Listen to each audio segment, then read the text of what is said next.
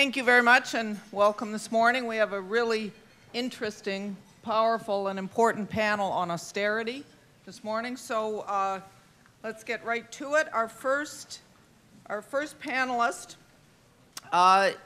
is Robert Chernomas, who's a professor of economics at the University of Manitoba, a member of the board of the Council of Canadians, and co-author with Ian Hudson of To Live and Die in America: Class, Power, Health, and Healthcare. The Gatekeeper, 60 Years of Economics, according to the New York Times, and Social Murder and Other Shortcomings of Conservative Economics. Can't tell while I'm here, can you?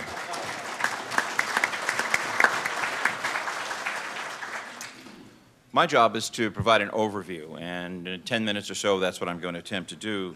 To paraphrase John Kenneth Galbraith, when I hear the word austerity, I always think of something else. I don't think about debts, deficit. What I think about is class warfare.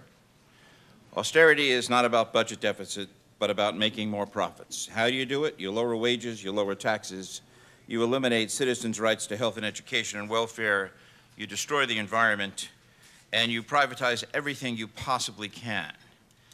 If they have the technology, they go as deep into the earth as they possibly can and as deep into our genes as they possibly can. We might refer to it as total capitalism. We didn't start this war. They did. How do I know that? Warren Buffett told me. There's class warfare, all right, he says, but it's my class, the rich class, that's making war, and we're winning. My theme in the next 10 minutes or so is that we do not have an economic problem or a debt problem, but we have a political problem, managing the economies of the wealthiest countries in the history of the world. Starting off in Europe with the so-called PIGS, Portugal, Ireland, Greece, and Spain, the basket cases. If you don't know this, Spain is in something the equivalent to the Great Depression. There's 25% unemployment. What's the common feature of these countries besides their debt? Well, every one of them spent less on health, education, and welfare than the European average. They have not spent their way into a crisis. The question then becomes, what's happening to them, and who's imposing the rules on them? Well, their public water is being sold off, their hospitals are being sold off, their hydro being sold off, their wages are being dropped, their pensions are being cut, access to health, education, and welfare is being cut. Where's the money going? Where's the savings going to? Right to the French and the German banks, first and foremost. Class warfare. If I leave Europe for a moment and I move to a global situation, the numbers I'm going to give you now are almost a satire. I mean, you couldn't make this up. Except, of course, it's from places like the New York Times reporting on this as in The Guardian. The world's super rich have taken advantage of tax loopholes to siphon off at least 21 trillion, I said trillion, and possibly as much as 32 trillion from their home countries and hide it abroad, a sum larger than the entire American economy. Can't imagine where we would get the money to solve the US debt problem or the European debt problem. I don't know if you know this, the total size of the world GDP is about $70 trillion. They have siphoned off the equivalent of a third to almost a half of that and hidden it in other banks.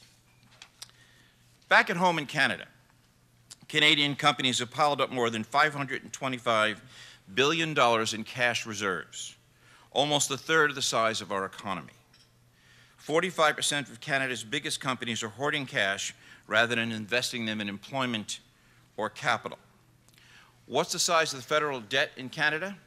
The same as this hoard of money held by corporations. $525 billion roughly on both sides. I can't imagine where we might find the money to deal with our government debt. It is quite remarkable.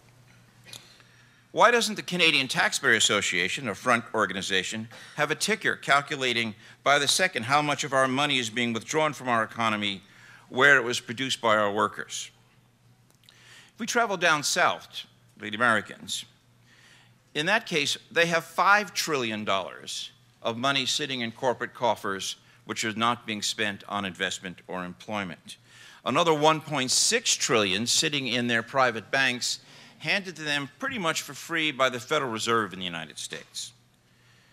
That's a $15 trillion economy. Our problem, as I said before, is not an economic problem, but a political one. 93% of the income growth in the United States since the Great Recession ended in June in 2009 has gone to the top 1% of the United States. Linda talked last night about, I'm going to travel back to Europe again now to talk about alternatives. Linda last night talked about the World Economic Forum and their list of competitive countries. What the World Economic Forum does, it's the top corporations, you know, the boys and girls that meet in Davos every year to talk about how the world ought to unfold. Well, they have an organization, the World Economics Forum, and they have a World Competitiveness Report that comes out every 2 years with the most competitive countries in the world. This isn't the National Post. These guys really seem to want to know what the truth is. They want to know what works and what doesn't work. And so what dominates the World Economics Forum Competitiveness Report? The Nordic countries. These are the high-tax, high-spend countries. If you want to look down the CIA's list of government debt across the world, as you look down the list, you'll see that the Nordic countries, the high-tax, high-spend countries, are the ones with the lowest debt. They don't have any debt problems. 90% of Sweden is unionized. Class warfare is understood and recognized, and there's power, counteracting powers. Let me just read a comment when the chief economist of the World Economic Competitiveness Report was asked, how do you explain this? Well, how do you explain these countries being so successful? Augusto Lopez says the following: integrity and efficiency in the use of public resources means there is money for investing in education, in public health, in state-of-the-art infrastructure, all of which contributes to boost productivity.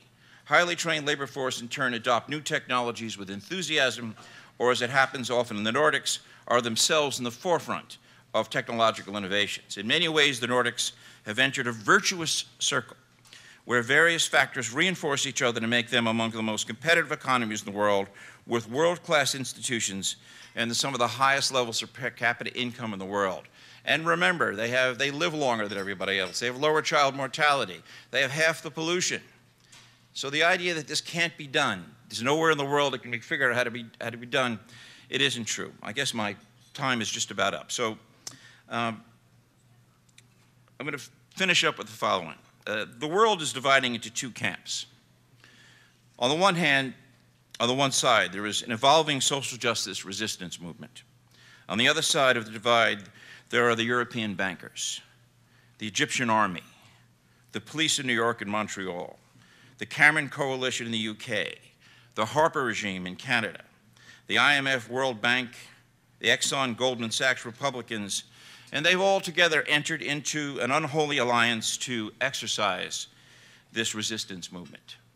On the other hand, while our resistance lacks focus, it is growing seemingly spontaneously from below.